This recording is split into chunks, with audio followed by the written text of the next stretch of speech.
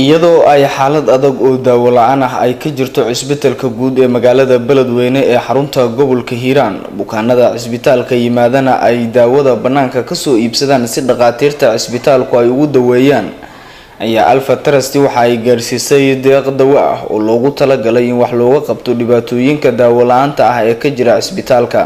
gudoomiyaha Alpha Trust iyo agaasimaha Ururka Alpha Trust ayaa deeqdan ku wareejiyay dhaqaatiirta isbitaalka magaalada Beledweyne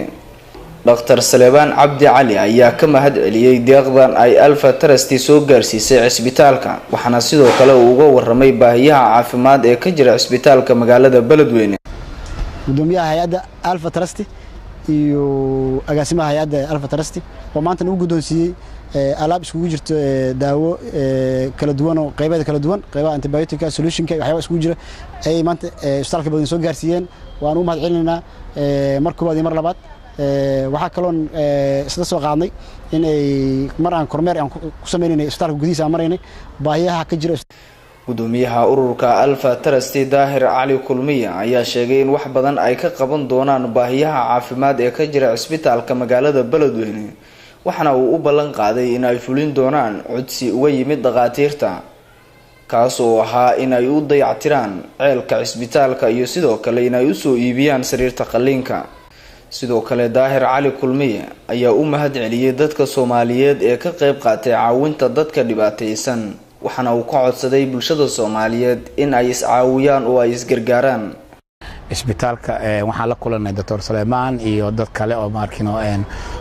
maamulka maanta waa in indheena isbitaalka maadaama isbitaalka dhibaatadiisa ay aad iyo aad u ballaaran tahay anaga waxaan sameynay hay'adda Alpha Trust anigii agaasimaha waxaan ka kool garnay inaan isbitaalka wax u qaban oo aan caawino ama ha noqoto daawooyin ama sariiro ama codsiyada ay codsadeen waxyaalaad ugu dar daawooyinka dad badan bukaano badan ayaa isbitaalka jiifo daawada mar walba way yar tahay dhakhtarku u sheegay caloosha raashinadii lagu shubo markaas way u baahanay maalintii kale daawooyinka wax aan lahayn maahan markay patientkii ayaa maalin walba lagu daaweynaya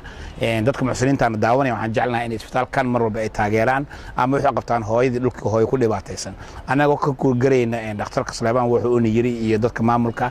wuxuuna weydiistay sariir oo qalliin ah waxaan u ballan qaadaynaa anigoo ku hadlaya Ururka Alpha Trust sariirta qalliinka inaan halkan ma arkin oo aan insha Allah ta'ala aan sablaagareyna aan keeno weegan sidoo ku dhaqsaha badan waxa kale aad iyo aad ugu curdaarteen ceelka ku yaala meesha ceel biyoodka matoorka uu ka halaysan yahay maadaama matoorka halaysan yahay u baahan yahay bab cusub oo markina generator biyaha qaadayo asagana ilaaha ballan leh waxaan ilaaha ballan qaaday insha Allah ta'ala waa ka ballan qaadayna as Alpha Trust Ururka Alpha Trust oo ah urur samafal ayaa sidan oo kale howlo samafal ah oo dadka danyarta ah lagu caawinayo qaarkoodna shaqo abuur loogu sameynayo waxa ay ka sameeyeen guud ahaan geyiga Soomaaliya Aadan Cabdi Axmed telefishinka caalamiga ah Universal magaalada Beledweyne